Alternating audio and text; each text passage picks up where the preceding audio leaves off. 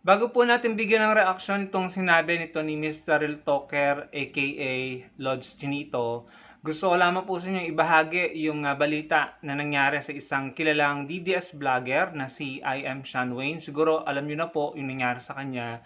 May mga post po ang kanyang mga kapwa DDS at mga DDS vloggers na sinasabi po na pumanaw na si I am Sean Wayne or namatay na po sa makabilang buhay po.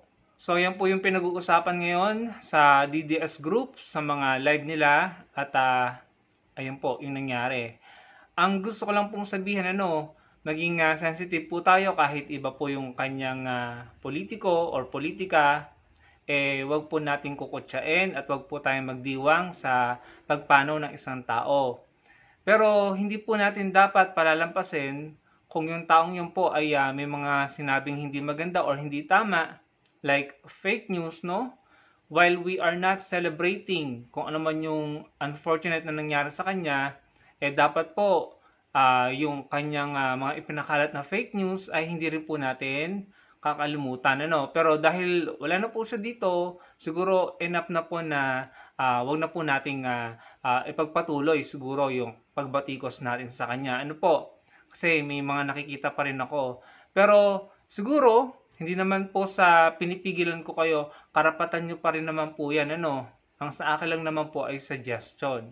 Pero wag na po sana nating kutsain kung ano man po yung hindi magandang nangyari sa kanya, Yung isang post po kasi na nakita ko patungkol sa kanya, may di umano'y, sinabi daw po siya kay PBBM na parang ito po, kayo na lang po yung magbasa. Ayan, sa pagkakaunawa ko, ay sinabihan daw niya si PBBM na parang buhay pa yan? Something like that, no? So, ang gusto ko pong sabihin, kahit po kakamping, no? Kahit kakamping ka pa man, kahit DDS ka pa man, or loyalist ka pa man, or neutral, wag po tayo magsasabi ng hindi maganda sa kapwa na may kinalaman sa pagpanaw, no? Kasi baka po bumalik sa atin yan. Hindi po maganda yung sasabihin na buhay ka pa, mamatay ka na, ganyan. Wag po. Kahit sino po sa atin, kahit anong kulay, mapakakamping, mapa-DDS, mapa-loyalist, or pro-government, or neutral, wag po nating idamay yung kamatayan, no? Mahirap po yan kasi baka mamaya marinig tayo ng alam niyo na, yung marinig tayo ng demonyo, bumalik po sa atin yung mga sinasabi natin ganyan. Huwag po natin gayahin yung mga nag-hire dyan, kumakausap ng mamamatay tao para ipatumba si ganito, ipatumba si ganyan. No, yung mga kahit presidente pinagbabantaan. Huwag po natin gayahin yan. Lalo na kayo mga DDS kayo, huwag niyong gayahin ng mga idol nyo. Kung maalala nyo, si Duterte sinabihan ng mamatay ka na. Si former VP Leni Robredo, sinabihan niya yan. Si former VP Leni Robredo nang mamatay ka na. Tama ba yun? Tignan mo, ang ginagawa ng mga DDS, ng mga supporter ni Duterte, ginagaya siya. O, sino ngayon nakakulong? Si former VP Leni Robredo, malaya, nag-govern sa Naga City bilang mayor, mayora. Nasaan ngayon si Duterte? Na nagsabi sa kanya ng mamatay na. Di ba nakakulong si Duterte? Bumalik sa kanya. No, lahat ng kamalasan at karma. So, wag po nating gagayahin yan. Mag-ingat po tayo. Dahil baka bumalik talaga yung mga sinasabi natin sa atin.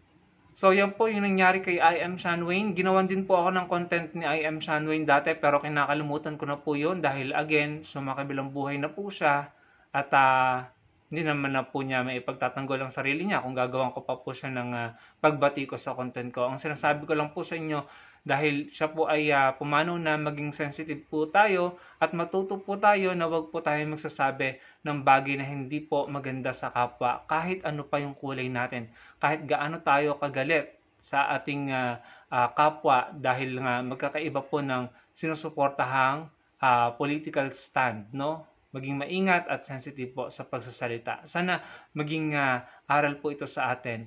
Ngayon, pakinggan po natin ito si Lods Chinito.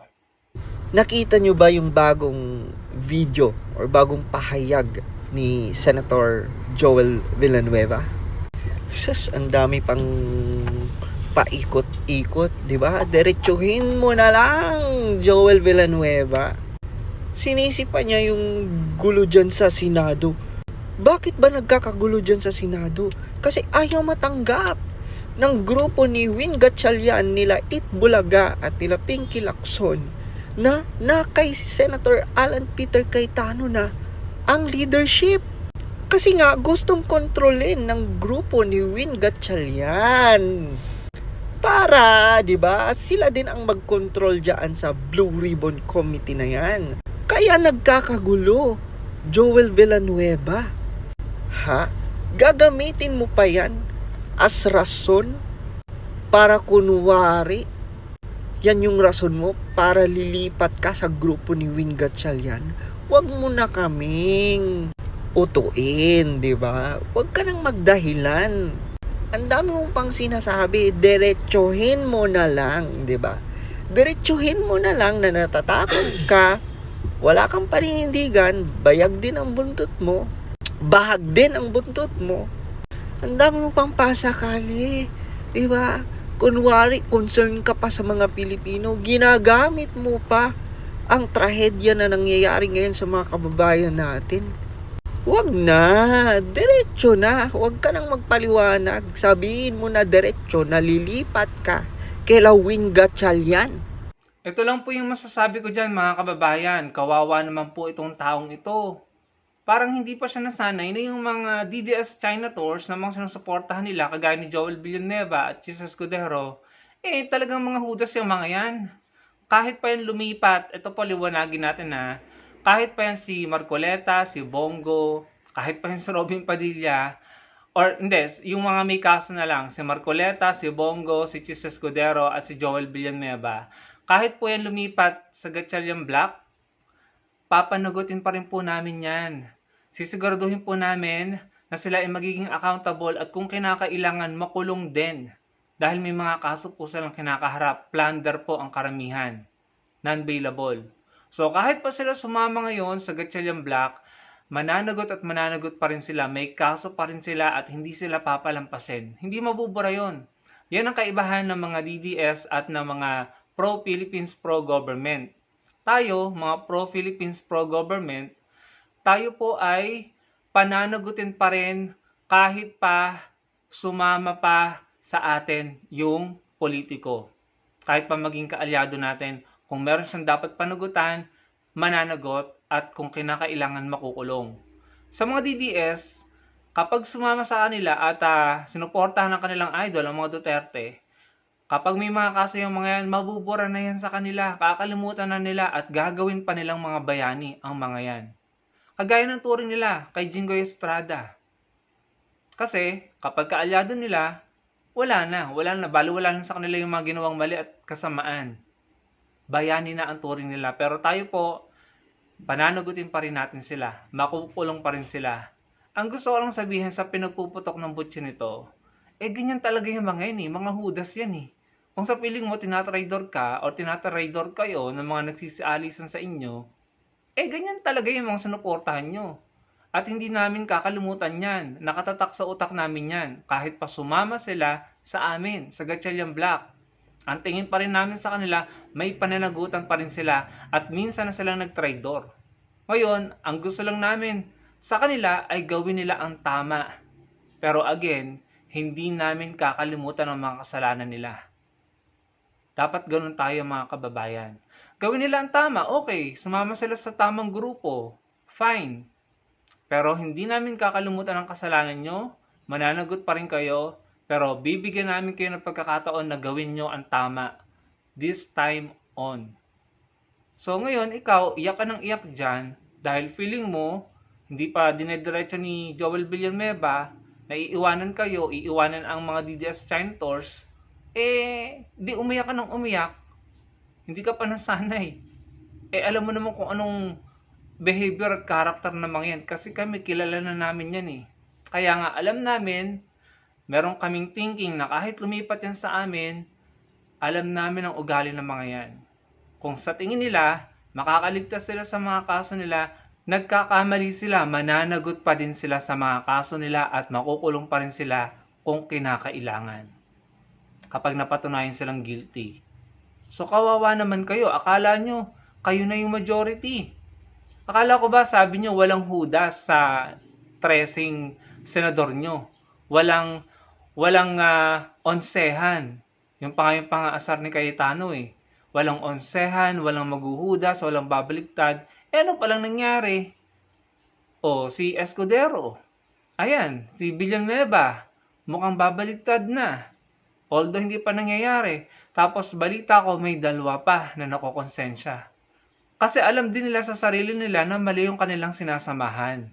Etong si Cayetano na napaka-ipokrito na lagi na lang may Bible verse, na lumuluhod pa pagdadasal, napakasinungaling naman. Sinong matutuwa at magtatagal ng sumama dyan kay Cayetano? Alam naman nila na ipokrito yan eh. So siguro nakokonsensya na.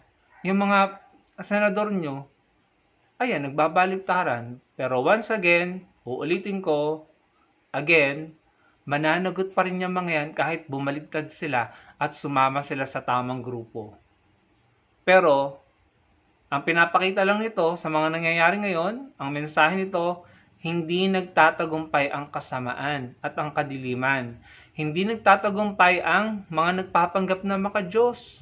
Ginagamit ang Diyos at ang Bible para makakuha ng simpatya at suporta. Hindi magtatagumpay kasi alam ng Diyos ang nilalaman ng puso at isip nyo.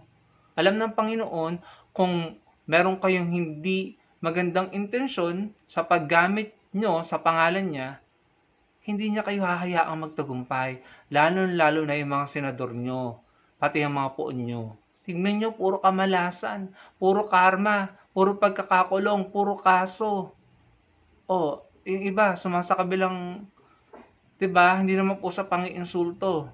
Pero yung nangyayari sa inyo, puro negatibo at puro kamalasan at karma. Kasi nga, mali kayo, hindi tama ang pinaglalaban nyo. At up to now, hindi nyo pa rin nare-realize yun. Matatapos lang ang kamalasan at karma nyo kapag naunawaan nyo na kayo ay mali at sumama kayo sa tama.